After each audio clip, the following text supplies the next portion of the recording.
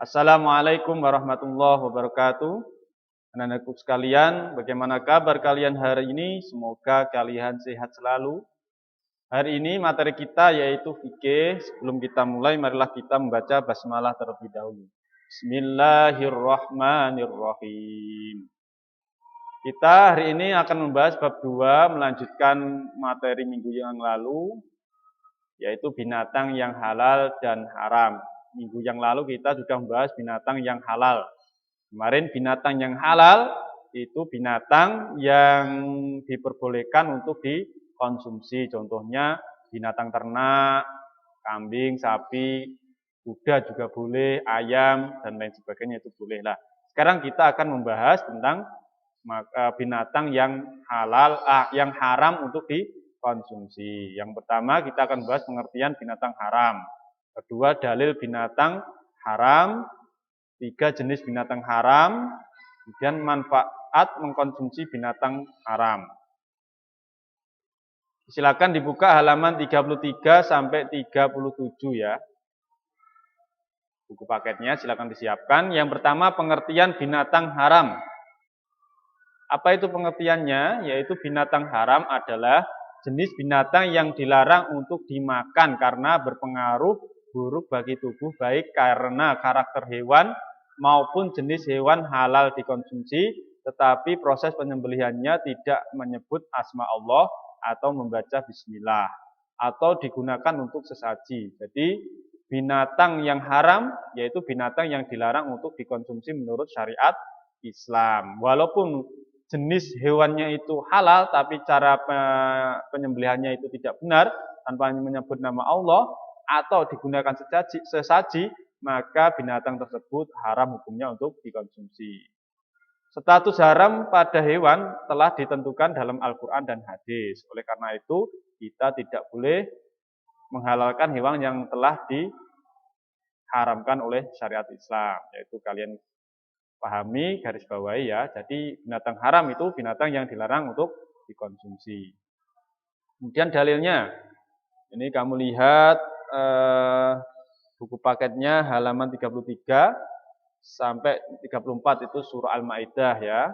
Silakan dibaca sendiri, itu ayatnya seperti itu.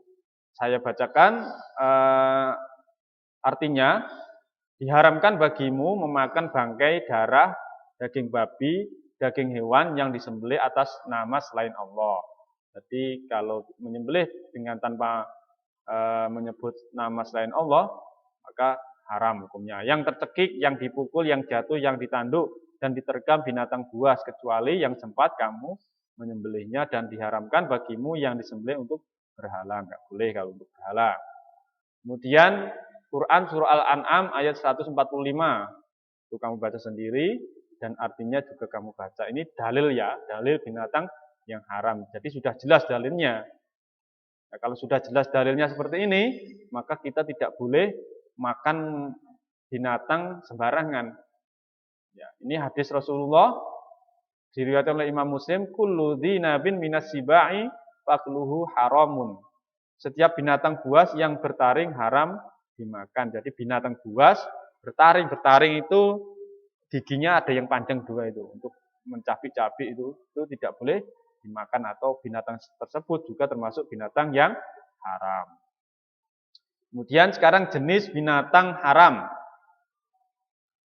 A. Binatang yang diharamkan menurut penjelasan Al-Quran. Jadi yang akan kita bahas hari ini binatang yang diharamkan menurut penjelasan Al-Quran saja. Kalau hadisnya minggu depan ya. Yang pertama binatang babi. Jadi binatang babi itu juga haram untuk dimakan ya. Ini babi bukan hanya dagingnya tetapi juga pada lemaknya, kulitnya juga nggak boleh. Hal itu karena babi merupakan binatang najis ketika masih hidup. Demikian juga ketika binatang mati tidak boleh dimanfaatkan. Jadi nggak boleh ya babi itu, karena memang masa hidupnya itu termasuk najis mughaladoh, najis yang sangat berat, nggak boleh. Kemudian 2, bangkai binatang. Jadi bangkai binatang, semua bangkai binatang kecuali belalang dan ikan itu haram hukumnya ya.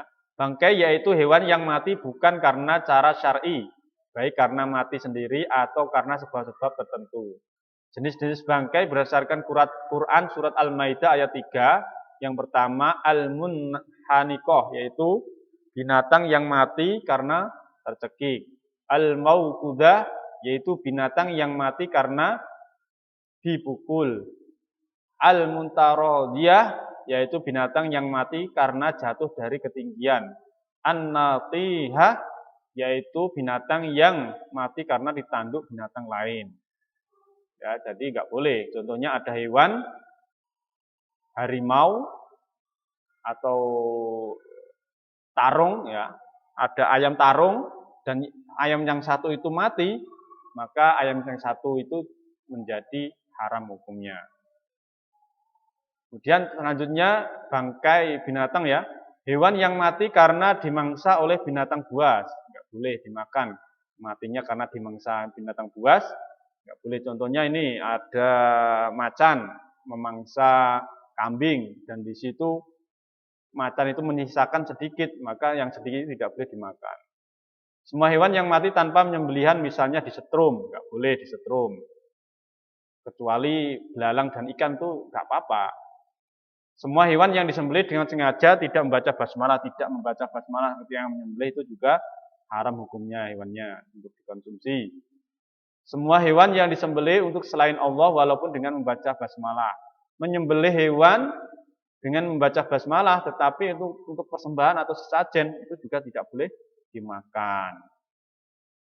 Nah, itu tadi hewan-hewan atau bangkai yang haram untuk dimakan, ya. Kemudian 3, binatang yang menjijikkan. Semua binatang atau khabis bermakna segala sesuatu yang jijik untuk dimakan.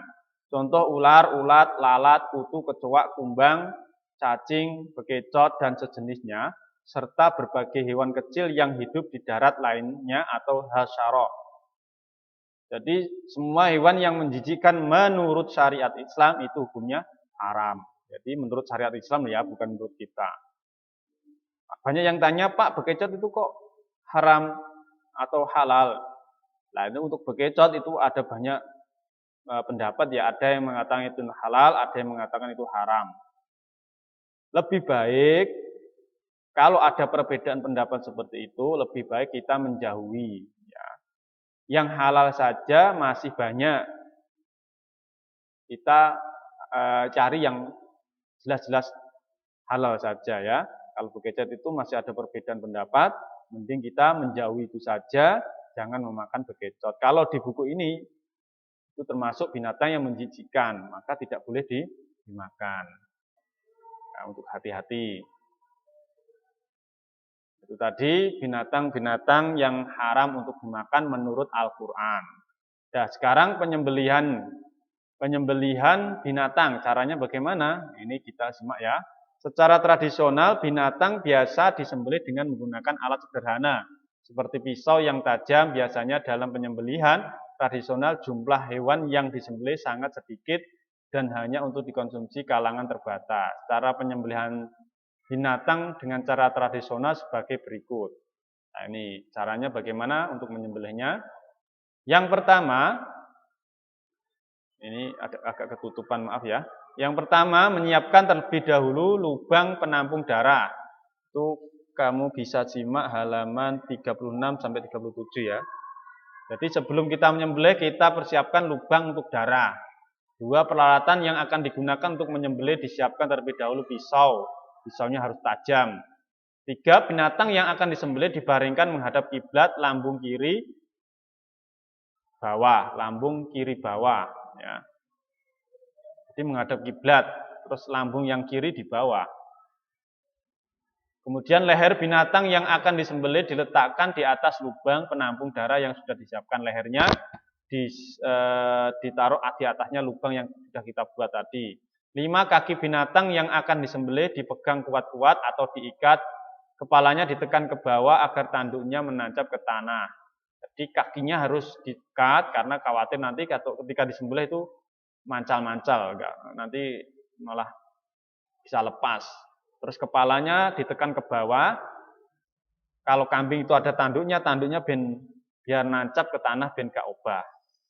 Mengucap basmalah, yang keenam mengucap basmalah, kemudian alat penyembelihan digoreskan pada leher binatang yang disembelih sehingga memutuskan jalan makan, minum, nafas, serta urat nadi kanan dan kiri pada leher binatang. Jadi ketika menyembelih itu jalan makan, minum, nafas itu harus putus.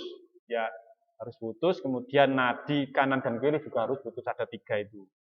Itu harus putus, kalau nggak putus itu nanti bisa menjadi bangkai dan haram untuk dimakan. Jadi harus hati-hati ketika menyembelih, pisau kita harus benar-benar tajam biar putus ya. Itu cara untuk menyembelih yang benar. Nah, itu saja dari Ustadz ya, pesan Ustadz untuk kalian. Makanlah makanan yang jelas-jelas dihalalkan, yang sudah ada labelnya MUI, itu lebih aman ya. Hewan-hewan yang mungkin kamu mamang ini haram apa halal ya, mending nggak usah dimakan. Mending cari yang benar-benar sudah jelas halal.